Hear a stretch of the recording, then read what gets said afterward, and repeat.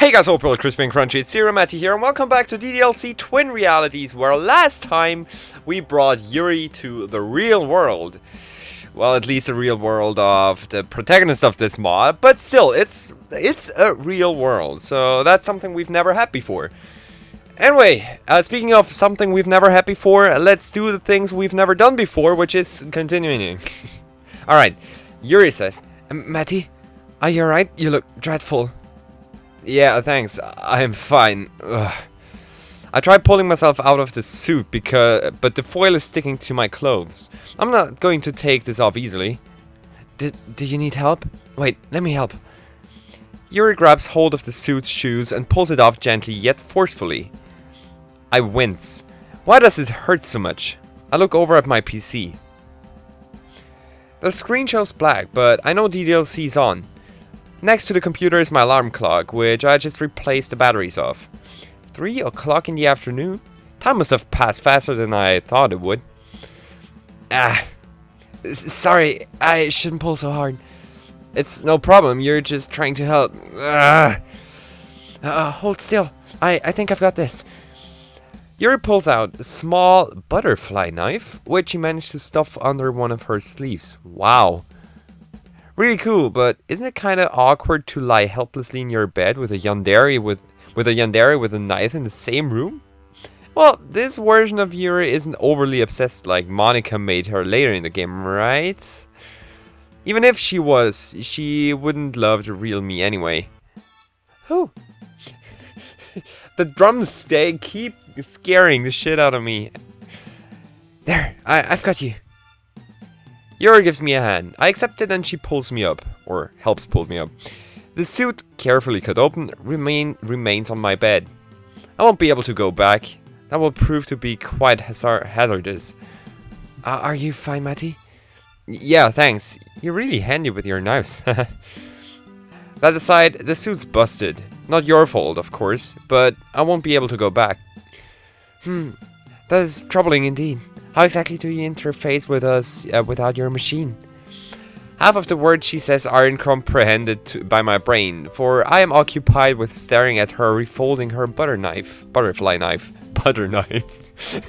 Well, that sounds unepic. You can tell she's an expert at knife handling. I can't think of a more badass hobby.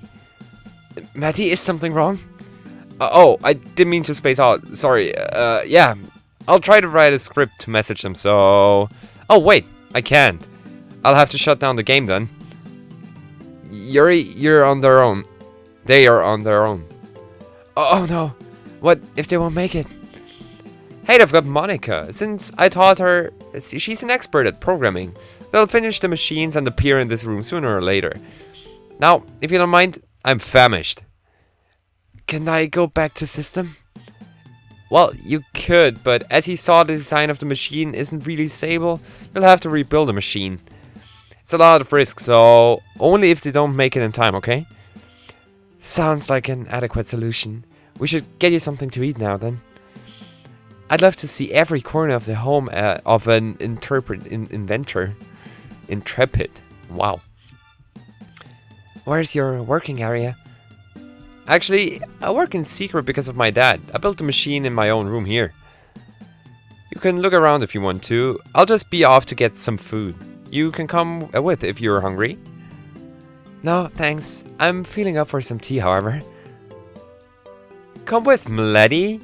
M'lady. I smile the warmest smile I can physically muster, and I gesture for her to follow. Do you think I'm a lady? I can't even talk properly. Well, me neither, so I don't see any problem. We're made for each other, basically. Huh? No, okay, sorry. If you're by yourself, you really have the demeanor of a mature and timid girl, you know? It really makes you stand out from the others. And there is no denying that you have an awesome vocabulary. Thanks, Matty. Do you really think that of me, even if I have those hobbies? You seem rather fascinated with them. Yuri raises her hands and reveals a book she... No! Don't touch that! Sorry, don't touch that! I snatch my sketchbook from Yuri's hands, startling her. It is opened on a page where I drew Yuri testing a knife on one of her fingers. Oh, hello? It's private. What have you been doing before I came back? I shouldn't have been so ignorant of your privacy. I'm so sorry, Matty. Please forgive me. Hey, be at ease. I get curious if I see someone's sketchbook just lying around as well. My fault for not storing it away before I brought you here. You don't have to apologize all the time. You just startled me. No problem. I want you to feel at ease with yourself when you're in my home. Okay then. Shall we go to your kitchen now? And off we go. Here we are. Your tea set is in that drawer over there. Your tea set? Specifically hers? Wow. Matty, did you buy that beforehand? To impress her?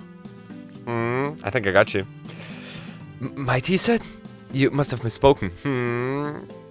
And speaking of misspoken, I think misspoken is just written with one S.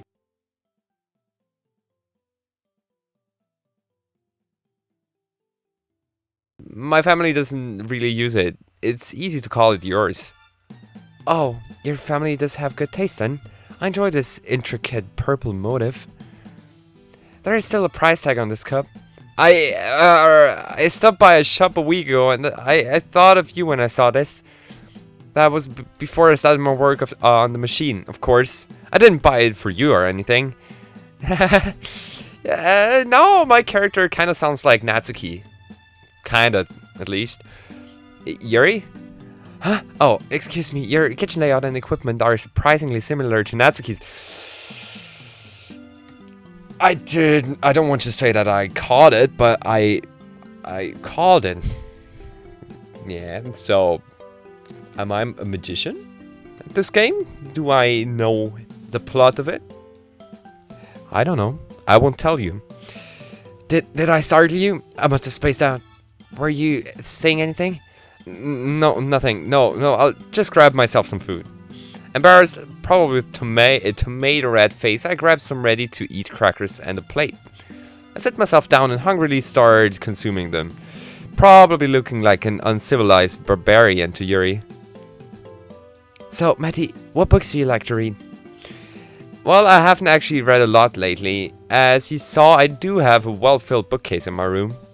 I used to write my own texts, but I don't think it was very good.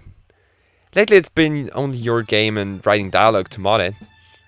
Not that I don't like books anymore, of course. I'd really like to read Portrait of Markov. Did you bring the copy I gave you back in your into your reality? There you go. Oh, dang nabbit. Sorry, probably mispronounced that because I've never heard this expression before. I totally forgot taking pictures of everything.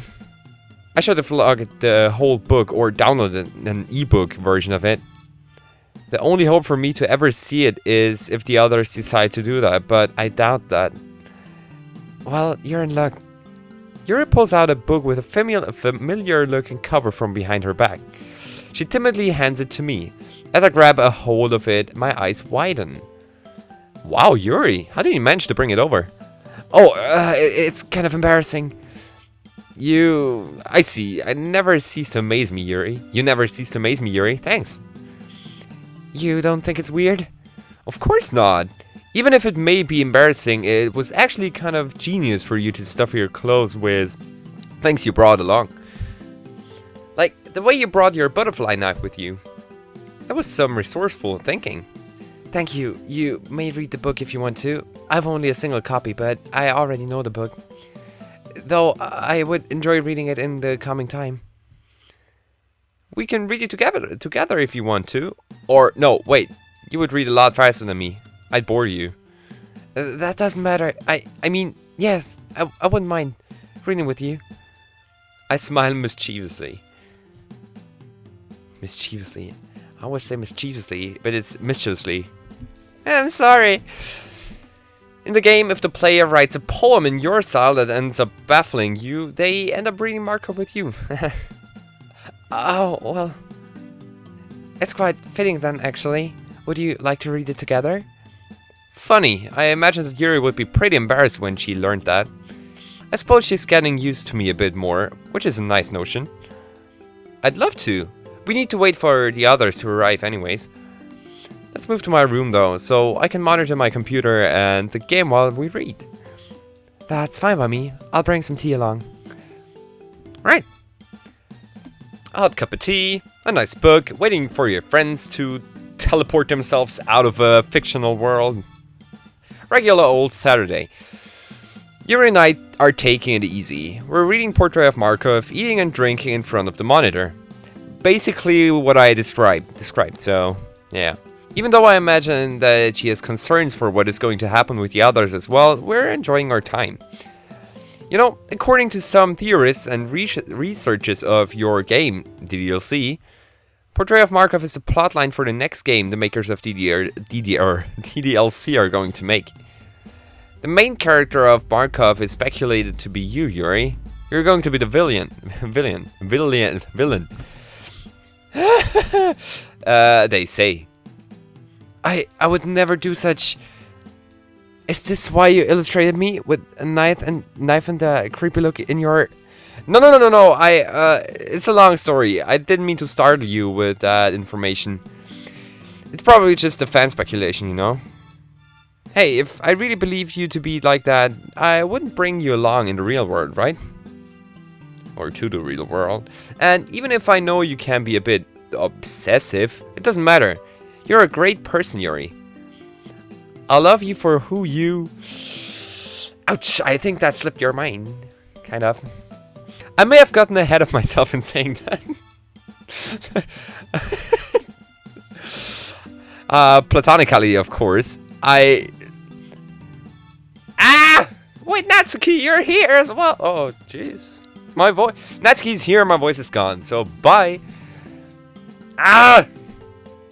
Manly shouting. I shouldn't be a voice actor. Gross! Gross! My goodness, I could have had a heart attack. Natsuki materialized in my face. What? Sorry, but imagine it in your day-to-day life. You're just lying on your bed, drinking a cup of tea, and having a chat with some girl you like. And you accidentally confess your love to her. The other way around. There you go. And suddenly another girl plops just right into your face. Out of nowhere. It just materializes. Yeah, that sounds normal to me, doesn't it? Where were you, idiots? I thought Matty was coming back, but no! He's reading one of Yuri's edgy horror books. Wait, are you too? I quickly inch away from Yuri, who I was sitting pretty closely to, but it's too late. You're both like freaking brats! Natsuki, you've got it all wrong. I couldn't come back. Natsuki rushed out of my room. I'm left with dreadful feeling of hopelessness. This is all my fault. I'm so sorry, Matty. By the gods, no, this is all on me. Don't try to take the blame. Instead, get the hell out of there, because I think the other girls will come up there soon as well. I realize I'm taking on a frustrated tone. I take a breath and look Yuri in the eyes. She looks calmed down and she manages to smile. I'll have to explain myself for my slip of the tongue later. Stay here, take a rest. I'm going after Natsuki. Well, let's go after her. Was going after Natsuki a good idea? Perhaps I should have given her more space. But there is no time. I can't live with the feeling of Natsuki hating me because of a misunderstanding. When I see her sitting at the dining table, I clear my throat and muster my most caring voice. What do you want? If you don't want me here, I'm going back. Natsuki pulls out her remote. No! I had to move away from my microphone because I think that would be way too loud. I pounce forward and bash the remote out of her hands. I try to grab her hands, but she slips away. She's a lot stronger than she looks. Natsuki, please listen. If you press that button, you won't be able to go back. When you return, the machine breaks. And I was just reading a book with Yuri. Yes, we had nothing better to do. If you feel bad about that, I'll spend some time with you when the others come here, I promise. God, why is preventing accidents like this so hard? Sorry, Matty. What? Yeah, I jumped to conclusions too quickly. Geez, I'm sorry, okay? Save me the humiliation for later. Already. Wait, there was no later in there, sorry. Apology accepted, Natsuki. Thanks, really, I mean it. Where are the other girls? Monica insisted on waiting on each other, but while she was distracted, I pressed a button and went here. I thought something was up when you didn't come back. You had us all worried like crazy, dummy. I see. Make yourself at home while we wait. I have food in the fridge. Take anything you need. I'll go get Yuri. Yeah. And now Sayori's coming as well. Great! And I think we'll listen to whatever Sayori has to say in the next episode, by which I mean I'll end this one here. Well, I mean, not a lot of stuff happened, but Natsuki came here, and now even Sayori managed to make it to the real world. And that's 2 steps of progress, I'd say. So I hope next time Monica will be coming as well, so we can have a nice party, DDLC party at my home, celebrating the girls in real life. And it will be awesome. Alright, but for now, thank you for watching. If you like this episode, tell me somehow, and I'll see you all in the next video.